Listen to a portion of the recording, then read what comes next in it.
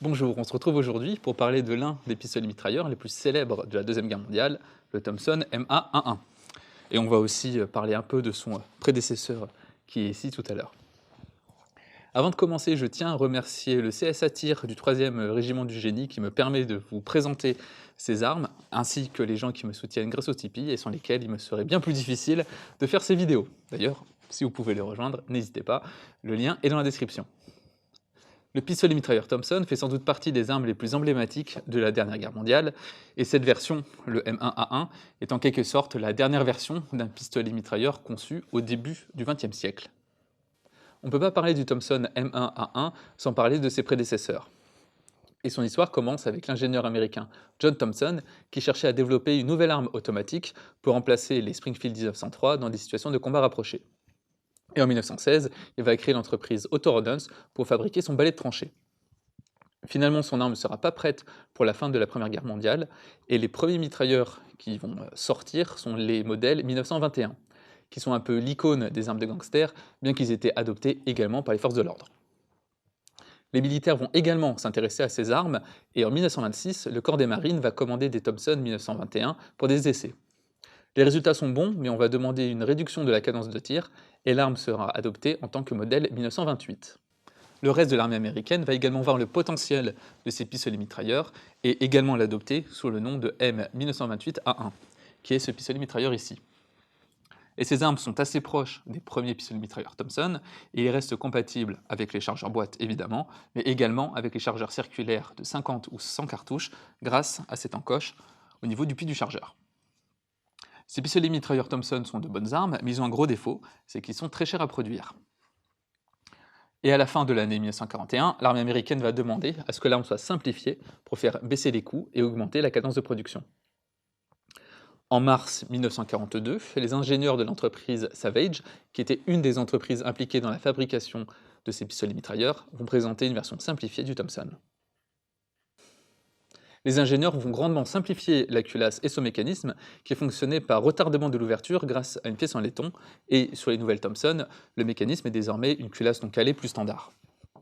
On va également supprimer l'encoche qui permettait d'avoir les chargeurs circulaires, car on s'est rendu compte qu'ils étaient peu pratiques dans un contexte militaire. On va également retirer les ailettes de refroidissement sur le canon, la crosse va également devenir fixe, et le levier d'armement va passer du dessus au côté droit. Et on va également retirer le compensateur qu'il y avait au bout du canon. Toutes ces modifications vont permettre la simplification du boîtier de culasse, qui va nécessiter également une nouvelle poignée pistolet. On peut le voir, elles sont légèrement différentes entre ces deux armes. Et les organes de visée vont également être simplifiés, et on va rajouter 2 ailettes de protection au niveau de l'œilleton. L'arme est adoptée dans la foulée et devient le modèle M1. Cette variante sera très peu produite car elle sera remplacée dès octobre 1942 par le M1A1. Et la principale différence avec le M1 est le percuteur qui est désormais fixe sur cette version M1A1 et non flottant comme sur ses prédécesseurs, afin là encore de simplifier l'arme.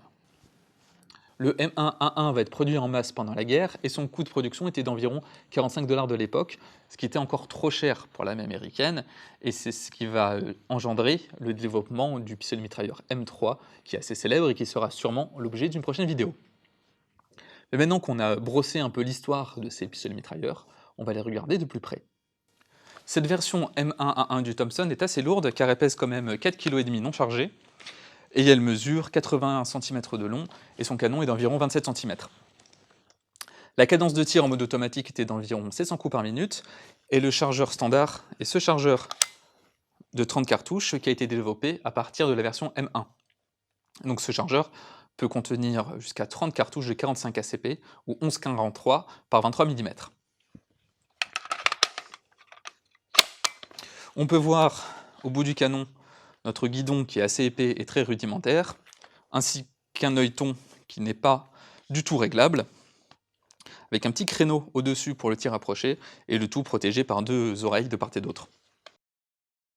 L'ergonomie du M1 est assez peu conventionnelle aujourd'hui, car on a 2 leviers. Un levier qui va faire office de sûreté, ainsi qu'un autre levier qui, lui, est le sélecteur de tir, pour basculer l'arme en mode automatique ou semi-automatique. Notre levier d'armement, qui avant était au-dessus sur les modèles précédents, est désormais à droite. On peut remarquer que, ce que j'avais dit tout à l'heure, il n'y a plus d'encoche pour mettre un chargeur circulaire sur ces versions, tandis que sur les modèles 1928, on a encore cette encoche qui est située ici, ainsi que les ailettes dont j'avais parlé précédemment, et évidemment du compensateur. Le démontage du Thompson M111 n'est pas spécialement compliqué. Il faut au préalable que la culasse soit en avant. Je vais enlever également la bretelle pour être sûr qu'elle ne me posera pas de problème plus tard. Et on a un petit bouton situé en dessous du boîtier de culasse et entre la crosse, sur lequel il faut appuyer soit avec les mains, soit avec un outil, pour séparer les 2 parties de l'arme.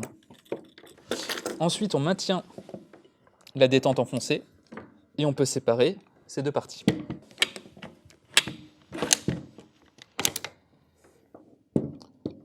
Donc là, on a notre groupe de détente et à l'intérieur, on a la culasse ainsi qu'un ressort récupérateur et un amortisseur. Amortisseur qu'on va enlever en appuyant sur le bout de la tige guide qui est située ici. On va l'enlever, donc c'est cette pièce, et le ressort récupérateur va pouvoir être retiré comme ceci. La culasse va repartir en arrière. Là, on a une petite encoche pour enlever notre levier d'armement. La culasse est alors en arrière et on peut la soulever.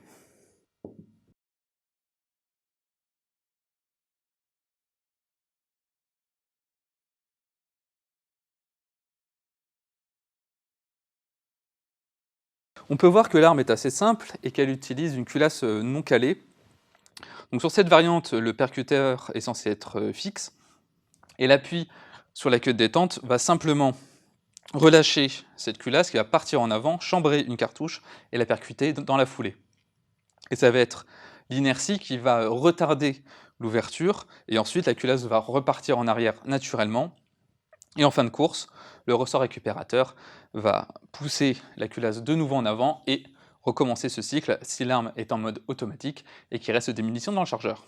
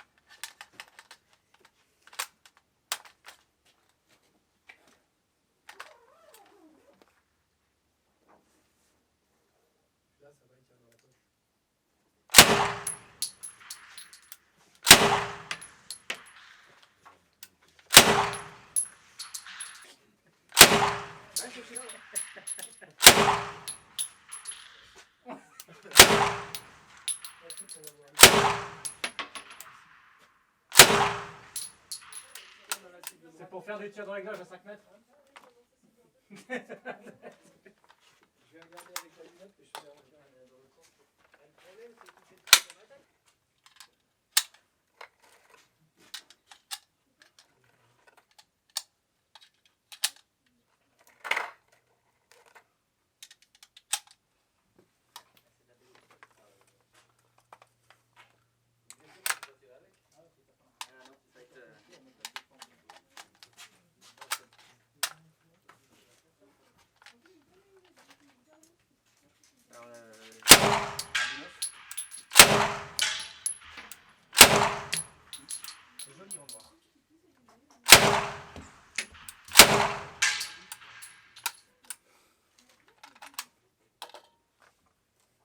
Même si le Thompson M1A1 n'a pas été produit très longtemps, il fait partie des armes les plus emblématiques de la Deuxième Guerre mondiale.